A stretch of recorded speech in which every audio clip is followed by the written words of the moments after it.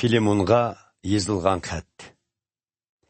Eyso Mesihga xizmat qilish yo'lida mahbus bo'lgan menki Paulus va men orqali qarindishimiz Timotiydan qadrli xizmatchimiz bo'lgan sen Filemonga va singlimiz Afiyaga, biz bilan birga kurash qilgan Arkipusqa va uyingda jam bo'ldigan itqochlar jamoatchiligiga salom. Xudo otimiz va Rabbimiz Eyso Mesih sizlarga mehr shafqat va omonlik ato qilg'ay. Qadrli Filemon, duolarimda hamisha seni yod etib, Xudoga shukr aytaman. Chunki men sening Rabbimiz Eysoga bo'lgan e'tiqoding va barliq e'tiqodchilarga bo'lgan mehr muhabbating to'g'risida har doim anglab turyapman. E'tiqoding sabablik Xudo sana taqdim qilganlarni boshqalar bilan mardlarcha o'rtoqlashishing uchun duo qilaman. Shunda qilsang, bizning Eyso Masihga mansub bo'lganligimizdan bizga berilgan baxtlarning naqadar mo'l ekanligini texmo cho'nqur tushunalaysan. Qarindishim, sening e'tiqodchilarga bo'lgan mehr muhabbating menga zo'r xushallik va rag'bat elib keldi. Chunki sen e'tiqodchilarning ruhini ko'tirding. Shunga men Eyso Masihning elchisi bo'lishim bilan aslida sening qilishga tegishli ishni bajarishingni yuraklik holda buyuray olsammi, lekin yanila sening mehr muhabbatingga ko'ra iltimos qilishni tanlab oldim. Bu iltimosni mushu yoshga kirib qolgan ham Eyso Masihga xizmat qilish yo'lida hozir mahbus bo'layotgan menki Paulusdan deb bilgin. Sendin quling Onesimus haqida iltimos qilaman. U zindondagi vaqtimda men orqali e'tiqodchi bo'lganlikdan o'z o'g'limdek bo'lib qolgan.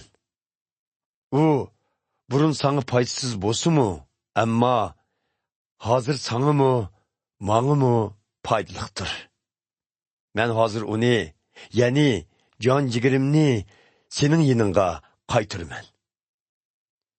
Xush xabarni yetkazganligim uchun mahbus bo'lib, zindonda yetayotgan mushu vaqtimda uni sening o'rningda xizmatimda bo'lish uchun yinimda elib qolg'im bor edi.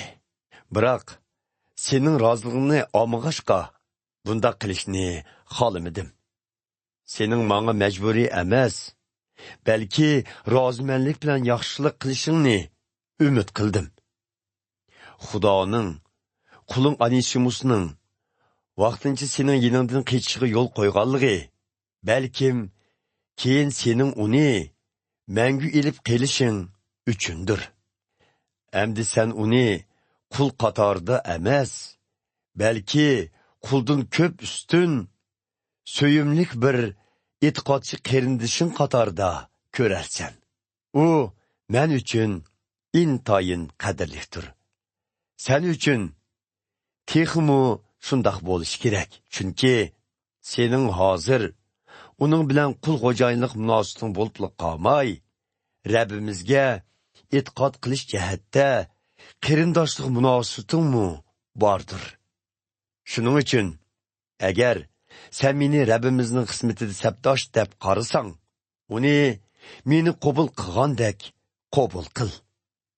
Agar burun u sana biror yo'lsizlik qilgan bo'lsa yoki pulingni o'g'irlagan bo'lsa, uni mening hisobimga yoz.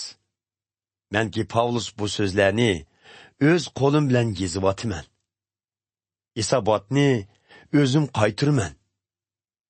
Lekin xushxabar orqali erishgan mangulik hayoting uchun menga qarzdor ekanligingni tilga ilishimning hojati bo'lmasa kerak. Shunga ey qarindishim, Rabbimiz uchun iltimosimni qabul qilgin. Ikkilimiz Eyso Masihga mansub bo'lganligimiz uchun ruhimni ko'tir.